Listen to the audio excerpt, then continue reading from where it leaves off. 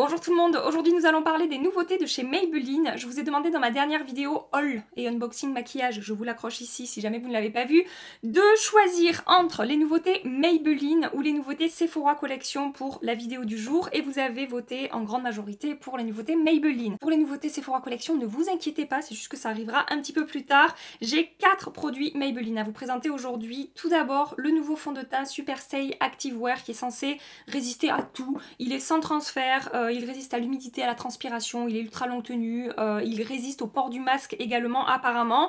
J'ai également le fameux Sky High Mascara à tester, enfin à retester aujourd'hui avec vous, parce que le fond de teint et le mascara j'ai testé une fois. C'est pas suffisant pour se faire un avis, mais je n'ai pas pu résister quand voilà, mon colis Beauty Bay est enfin arrivé chez moi, avec ces nouveautés que j'attendais impatiemment depuis un mois. Bah non, là c'était trop dur pour moi de tenir. J'ai également une nouvelle ombre à paupières, toujours de chez Maybelline, hein. Il s'agit de l'ombre Color Strike. C'est une ombre à paupières avec un petit embout mousse comme ça. Il parle d'une texture entre la crème et la poudre, très longue tenue, sans transfert également, vraiment un produit très facile à utiliser et qui tient super bien. Et enfin, j'ai également les nouveaux gloss à tester, donc ce sont les Lifter Gloss. J'ai pris 2 finis différents, un fini un petit peu scintillant et pailleté en transparence et un fini plus pigmenté et plus opaque. Voilà, vous avez 2 finis dans cette gamme de gloss là.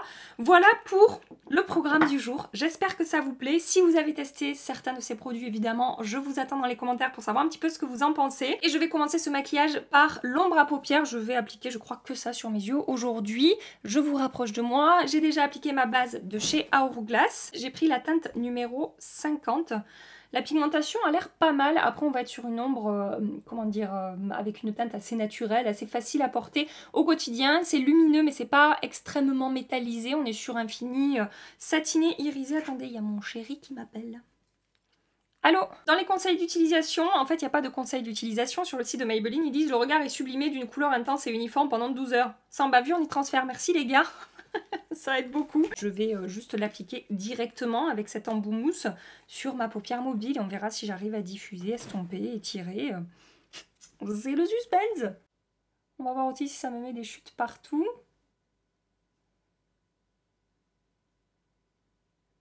Bon non, ça accroche super bien la paupière. J'ai l'impression que j'ai pas de chute. Ça se dépose super bien. Après, comme je vous ai dit, on n'est pas sur une opacité incroyable. Mais en tout cas, l'application, ça fonctionne. Je remonte un petit peu dans mon creux. J'ai fait exprès de rien appliquer dans mon creux de paupière parce que j'avais envie de voir, vu les promesses de ce produit, si c'est un produit qu'on peut vraiment utiliser seul, avec lequel on peut se maquiller très rapidement et de ne pas avoir à travailler plusieurs produits pour pouvoir l'utiliser et l'appliquer. Avec un pinceau propre, je vais juste un petit peu étirer les bords, voir si j'arrive à estomper ou pas. Et ça a l'air de super bien accrocher à la peau en fait. Vous avez vu? J'ai une pustule là. Ce matin, en me levant, j'avais un bouton parce que j'ai très mal mangé ce week-end. Moi, je vous ai dit à chaque fois, c'est fatal. Et il était évidemment bien moins rouge et bien moins marqué que ça. Et j'ai eu la bonne idée de me dire, je vais le défoncer. Mais en fait, c'est moi que j'ai défoncé, évidemment. J'aurais pu y penser avant, comme à chaque fois, hein, j'ai envie de vous dire. Et donc, c'est 3 fois plus rouge, 3 fois plus inflammé que ce matin. Je sais, il faut pas se percer les boutons, mais je ne peux pas résister à ce genre de choses. Je me suis même fait un petit sang-pris à côté. Enfin bref, c'est merveilleux. Vous voyez, quand on fait ça, ça va ma peau là. Bam. Bref, revenons-en à cette ombre à paupières. J'ai réussi un petit peu à diffuser les bords, mais je vous avoue que ça a l'air très longue tenue dans le sens où ça s'étire pas non plus à la folie, quoi. J'ai un peu flouté les bords, mais j'y ai passé un petit moment quand même et le pinceau est assez dense. Donc j'imagine que c'est un produit quand même voilà, qui s'applique et qui sèche entre guillemets parce qu'on est sur une texture entre la crème et la poudre. Mais ça a l'air en tout cas de bien accrocher à la peau et de bien tenir. Je fais le deuxième œil et après on passe au mascara. Je sais que vous êtes nombreux à attendre les tests de ce mascara. C'est beaucoup revenu dans les commentaires. Le fond de teint vous intrigue aussi beaucoup, mais surtout le mascara. Juste une petite précision concernant le fini. Donc je vous ai dit que c'était un fard lumineux. Alors c'est à la fois irisé, mais on a aussi des toutes petites paillettes à l'intérieur. C'est pas que irisé, c'est un petit peu, en tout cas cette teinte-là est un tout petit peu scintillante.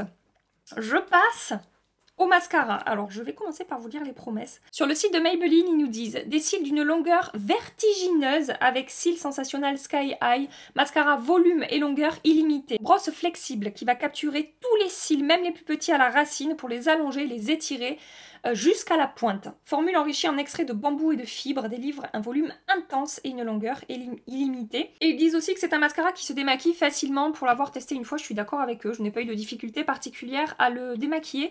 Je vous montre à quoi ça ressemble au niveau du packaging et au niveau de la brosse. On est sur une brosse avec des picots en plastique. Elle n'est pas très grosse et les picots sont assez courts.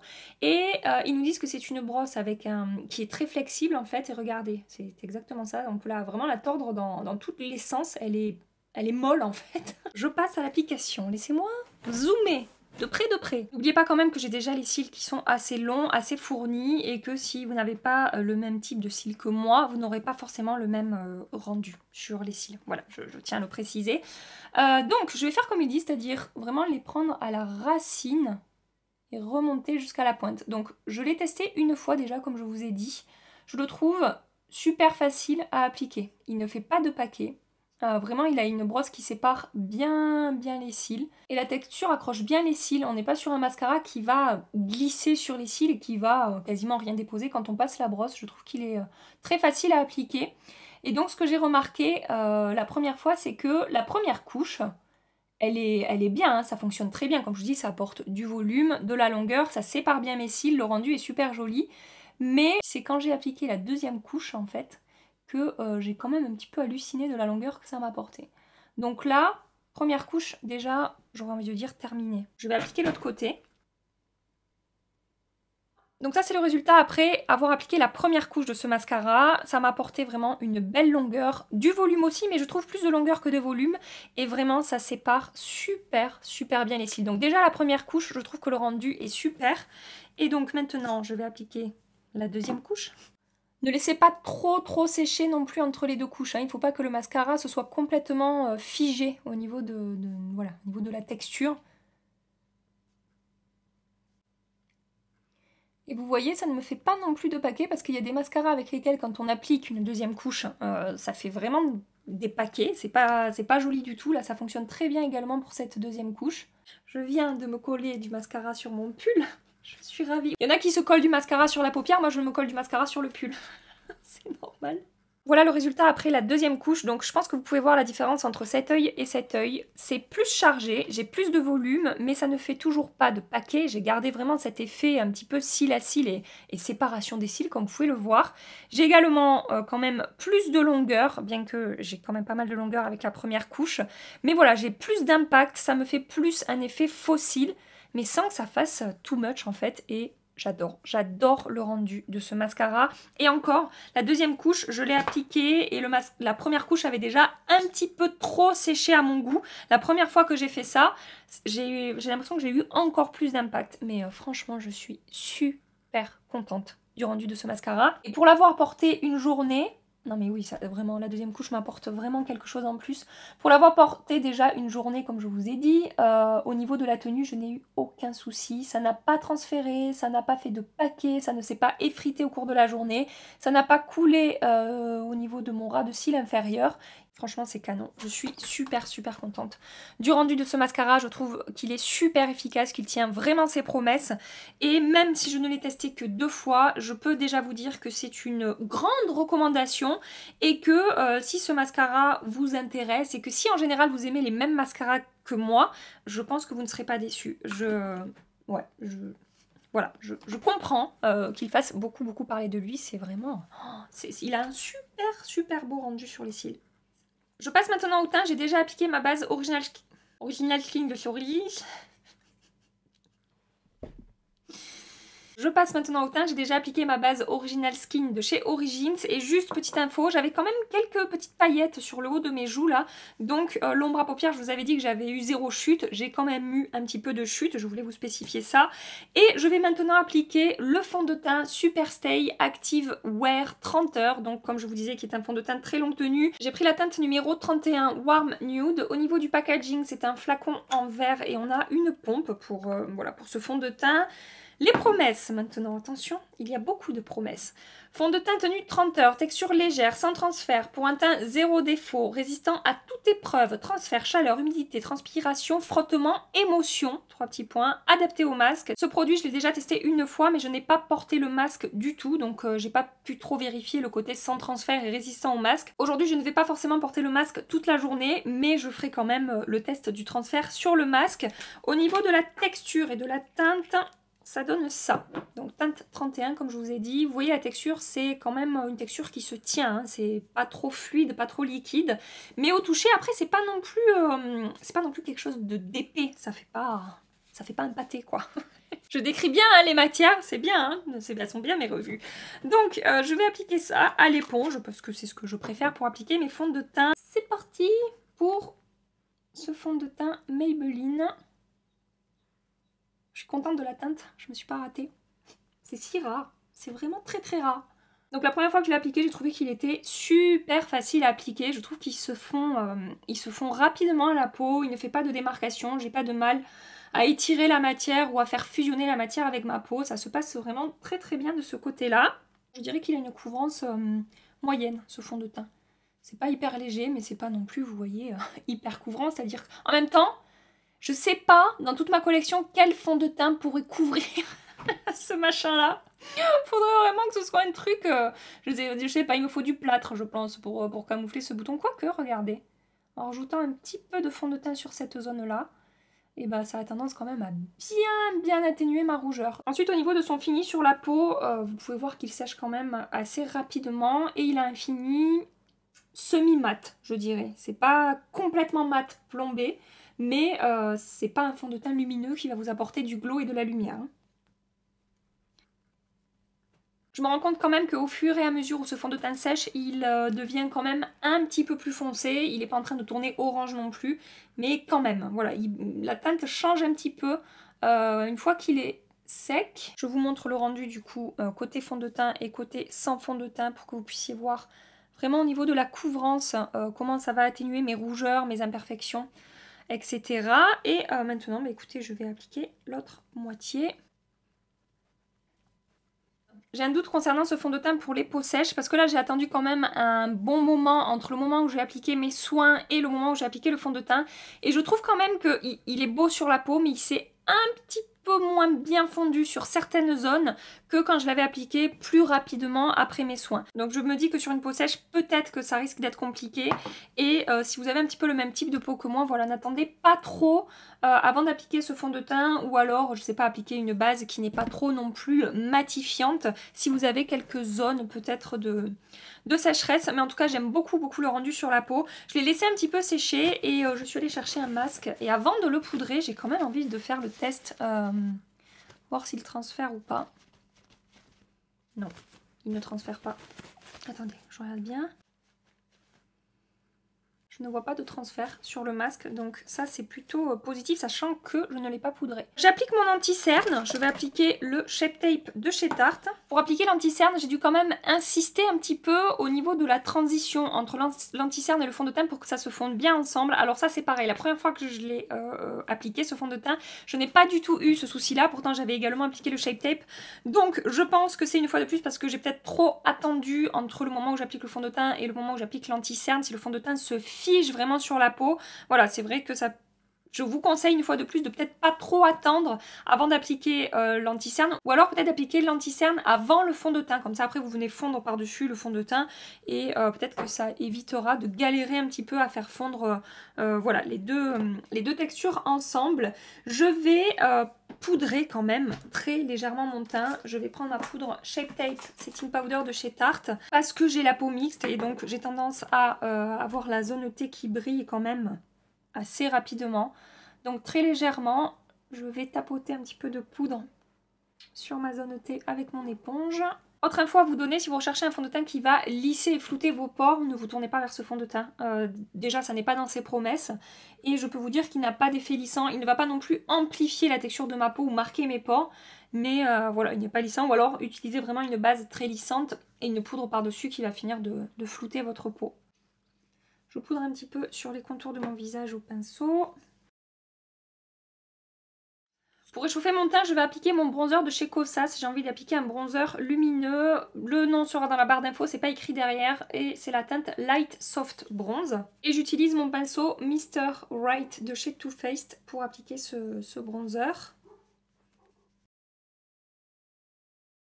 Et comme blush, je vais utiliser celui de chez Tom Ford, c'est le Sheer Cheek Duo en teinte 05 Lissome et je vais appliquer la teinte la plus nude avec mon pinceau JH14 de chez Morphe. Pour terminer mon maquillage au ras de cils inférieur, je reprends l'ombre à paupières que j'ai appliqué au-dessus et avec le petit embout mousse, je vais déposer la matière au ras de cils inférieur et je vais estomper avec mon 231 de chez Zoeva. Mascara au ras de cils inférieur. La brosse est bien pour le ras de cils inférieur aussi parce que vu que c'est une brosse qui sépare bien les cils, je trouve que c'est un joli rendu sur le ras de cils inférieur. Je trouve que c'est super facile. Je vais maintenant vous présenter les glosses. Donc au niveau du packaging, on est sur des glosses qui sont quand même assez... on a un packaging assez imposant. Regardez, ça ce sont les gloss bombs de Fenty et ça ce sont les gloss de Maybelline. Donc ils sont quand même un petit peu plus gros au niveau du packaging. Et on a, comme sur les Fenty, un gros applicateur mousse. Donc là c'est la teinte 003 Moon. Cette teinte là ça fait partie des finis plus en transparence et plus scintillant avec des petites paillettes à l'intérieur. Donc teinte Moon 003. Toujours dans le même fini, j'ai également pris la teinte Topaz qui est un dupe du Fenty Glow en teinte... Non, du Gloss Bomb en teinte Fenty Glow. C'est pareil, un petit peu en transparence, scintillant avec des petites paillettes. Je vais vous swatcher le Fenty Glow à côté. Il est peut-être un tout petit peu plus pigmenté, mais il suffit de rajouter un petit peu, je veux dire une deuxième couche du gloss Maybelline et vous aurez le même rendu. Donc là vous avez le Fenty Glow et là vous avez le Maybelline. Je vais vous montrer en rajoutant une deuxième couche du Maybelline qu'on arrive à avoir à peu près la même intensité. On est vraiment sur le même genre de fini, le même genre de rendu et le même genre de teinte. Voilà pour le Maybelline et le Fenty. Et ensuite les deux autres teintes que j'ai prises, ce sont des teintes plus opaques. Vous avez la teinte numéro 008 Stone. Vous allez voir au niveau du fini, ça n'a rien à voir. On n'a pas de paillettes à l'intérieur, c'est plus pigmenté, c'est moins scintillant, mais c'est également super joli. Ces finis-là me font du coup un petit peu plus penser aux nouveaux gloss de chez Fenty, ceux qui sont plus crémeux et plus pigmentés. Je trouve que ça s'en rapproche un petit peu plus. Celui-là, il est couvert de fond de teint. Je ne sais pas comment je me suis démerdée, mais alors il y en a partout. Je suis vraiment un boulet, c'est pas possible. Je me fous toujours de tout partout. Donc là, c'est la teinte 007 Amber. Elle est ici, cette teinte. J'aime beaucoup les teintes de ces glosses. Ça me plaît énormément. Par rapport à mon maquillage des yeux, j'ai envie d'appliquer la teinte 008 Stone. Je ne vais pas appliquer de crayon en dessous. On va voir ce que ça donne comme ça sur les lèvres.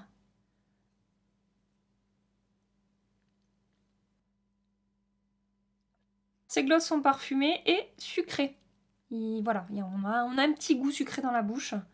Je sais qu'il y en a qui détestent ça. Par contre, quand je vous dis qu'on est sur des glosses opaques, attention, c'est vraiment pour comparer les deux finis qu'on va retrouver dans ces glosses.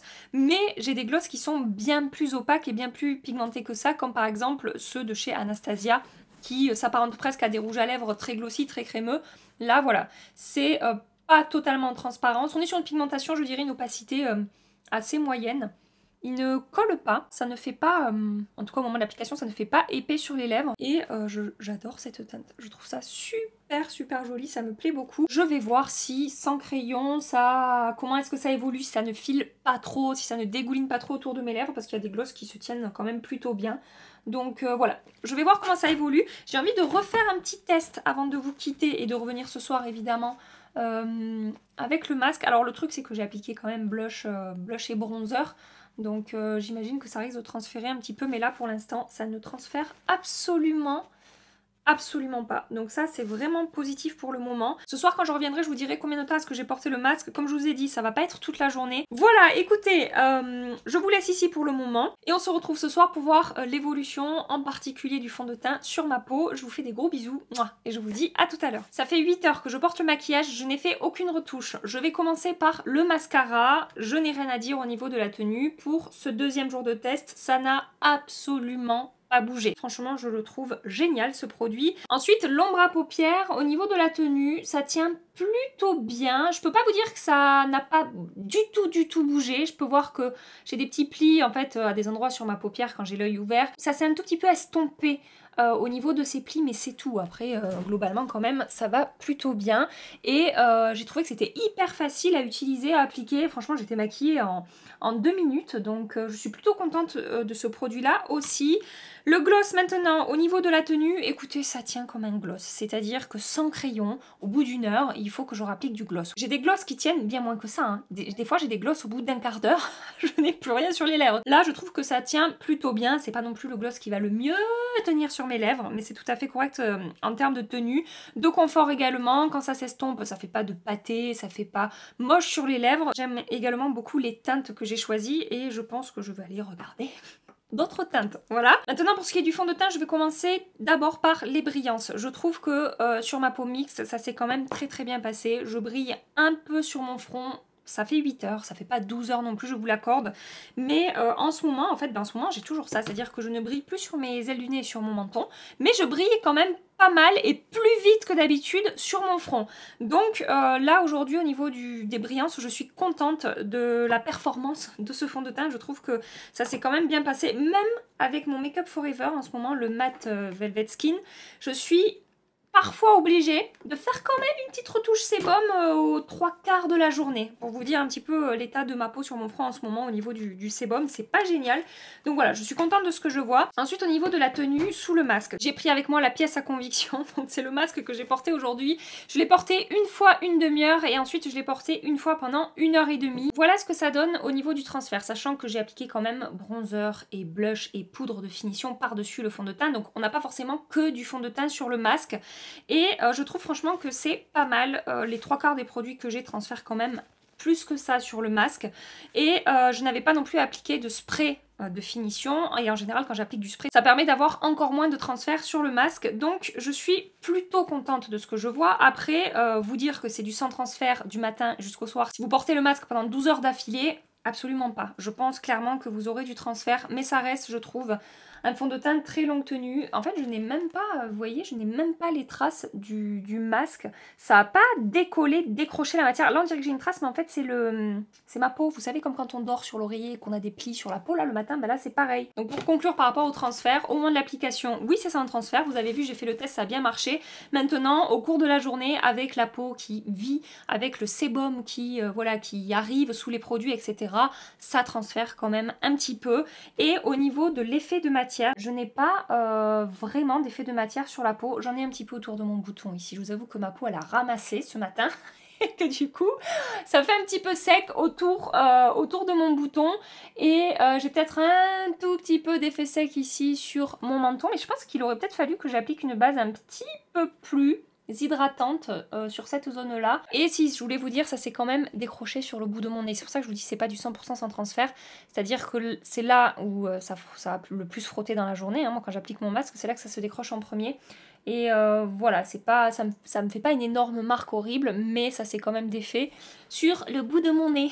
Donc globalement par rapport à ce fond de teint, je trouve que c'est quand même très positif. La première fois où je l'ai porté, donc je vous ai dit j'ai pas mis le masque et je l'avais porté quand même... je pense que je l'ai porté bien 14 heures d'affilée.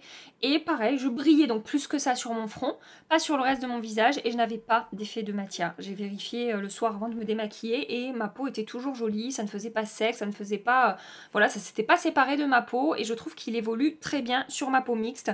Attention aux peaux sèches, je pense que c'est à bannir pour les peaux sèches. Voilà, c'est pas un fond de teint qui vous conviendra. À tester après si vous avez envie, hein, mais franchement, attention. Je pense que mardi prochain, je vous ferai une story make-up avec de nouveau ces produits-là, en particulier le fond de teint et le mascara. Parce que je pense que dans les prochains mois, je vais l'utiliser tous les jours, ce mascara. Donc voilà, je vous en reparlerai, comme ça me laisse le temps de finir les tests, de continuer à les porter, ces produits un petit peu, et de revenir dessus mardi prochain. Le soir, en story, en général, je publie entre 16h et 19h selon la journée que j'ai. Voilà pour les conclusions de cette vidéo. J'espère que ça vous a plu, j'espère que vous avez passé un agréable petit moment en ma compagnie. Si c'est le cas, mettez un pouce. Allez-y, cliquez sur ce pouce en l'air comme ça. Ça fait toujours toujours plaisir, je vous le dis à chaque fois.